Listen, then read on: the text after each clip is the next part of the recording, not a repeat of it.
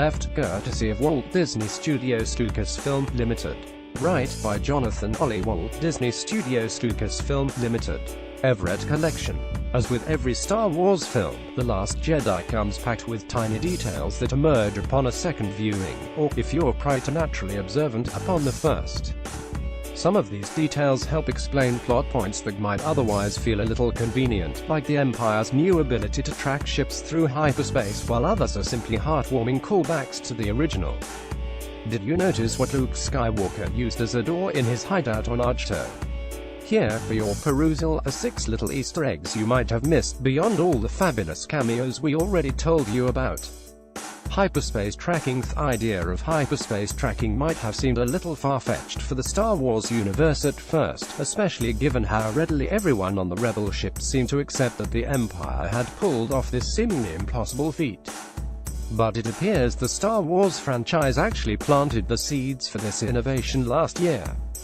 In Rogue One, some sharp observers have noted, JYNSO Felicity Jones finds a file filled with hyperspace tracking research as she searches for the Death Star plans. This means that the Empire's efforts to develop this technology was decades in the making, which renders the plot point far more plausible than it might have first seemed. Luke Skywalker's repurposed door looks like our friend Luke has been watching some HGTV. He decided to salvage one very sentimental object, a part of his old X-Wing, to use as the door to his abode on Ahch-To. The ship itself, as filmgoers saw, sits below the water, just offshore of the island.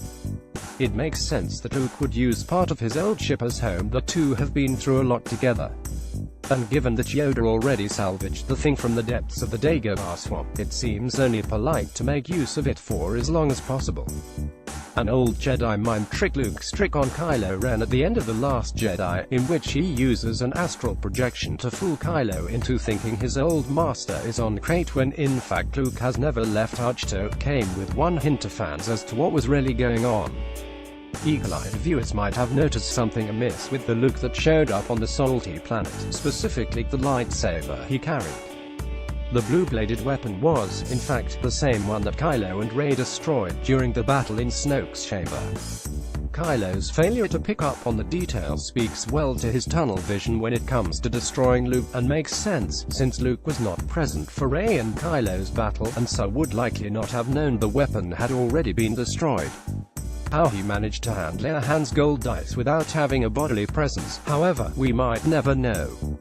Speaking of that little trinket, if you were wondering why it means so much to Luke and Leia, we've got you covered here. Admiral Holdo's jewelry. The Last Jedi director Rian Johnson already confirmed that his film's wealth of space jewelry came courtesy of Carrie Fisher, who insisted during rehearsals that the galaxy needed it. We couldn't agree more. But did you take a close look at Admiral Holdo's cuffs? According to Screen Rant, the design is an homage to her home planet. They map the constellations visible from the Admiral's home planet, Gatalanta. I have failed you. Those words, which Luke utters to his former apprentice Kylo Ren, are the same words Obi-Wan Kenobi once spoke to his own apprentice-turned-adult, Anakin Skywalker. Could Kylo, like Anakin, still be saved? If so, let's hope someone manages to get to him a little sooner than Luke got through to his father. Based on what we saw between him and Rey, there's a good chance she could convince him, assuming he doesn't pull her into the dark side with him. At Vanity Fair's HWD newsletter, sign up for essential industry and award news from Hollywood. Full-screen photos. 18 stars who bash their own work. You don't expect it to be as bad as it is sometimes. Berry told Chelsea Handler of her ill-fated superhero foray. Then it comes out, and you think, fuck. That's what I did. Hey, she'll always have Storm. Photo from Warner Bros. Everett Collection. Even Sly had to admit this one was rotten to its core. Stop or my mom will shoot was the worst, he said back in 2010. If you ever want someone to confess to murder, just make him or her sit through that film. They will confess to anything after 15 minutes. Photo from Universal Everett Collection. 5 years ago, the half-man from 2.5 Men found religion and forsook the sitcom that made him famous. Jake from 2.5 Men means nothing, Jones said. He is a non-existent character. If you watch 2.5 Men, please stop watching 2.5 Men. I'm on 2.5 Men and I don't want to be on it. Please stop filling your head with filth. He later apologized but still left the series following its 20,122,013 season. Photo from CBS Photo Archive. Getty Images. The man Walt B. Trump did not mince words on this one. In 2013, Baldwin said that he knew Rock of Ages would stink from the start, calling it a complete disaster.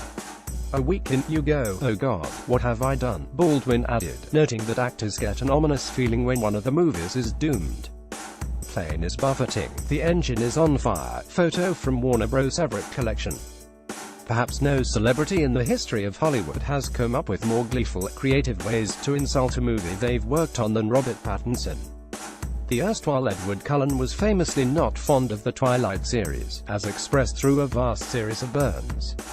Watch a supercut here. When I read it, Pattinson said of Stephenie Meyer's book, it seemed like it was a book that wasn't supposed to be published. Pattinson later noted, "I was convinced that Stephenie was convinced she was Bella." His psychological evaluation of the author. "This woman is mad." Pattinson wasn't even particularly fond of his character, whose signature facial expression he described as a mixture of looking slightly constipated and stoned. His evaluation of the central couple's relationship, which is largely predicated on Edward wanting to eat Bella and Bella not caring because she loves him so much. "There's definitely something wrong with her, and there's very obviously something wrong with me."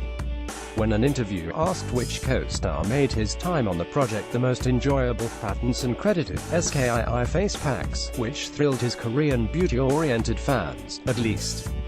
And finally, when Jimmy Fallon pointed out toward the end of Pattinson's final Breaking Dawn Part 2 press tour that this was a sad moment for fans, Pattinson gleefully replied, "For them." Photo from Summit Entertainment. Photo Fist. Cusack infamously hated this 80s hit.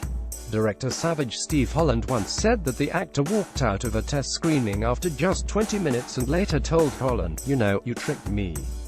Better Off Dead was the worst thing I have ever seen. I will never trust you as a director ever again, so don't speak to me." Cusack has since pushed back on the notion that he hates the movie. Photo from Warner Bros. Everett Collection. And finally, let's not forget Sally Field, who could have stopped at saying that The Amazing Spider-Man was not my kind of movie. Instead, she decided to keep going, saying that she did not try very hard while portraying her fan-favorite character, Aunt May. "It's really hard to find a three-dimensional character in it," Field said, "and you work it as much as you can, but you can't put 10 pounds of shit in a 5-pound bag." Photo from Columbia. Kobolrek Shutterstock.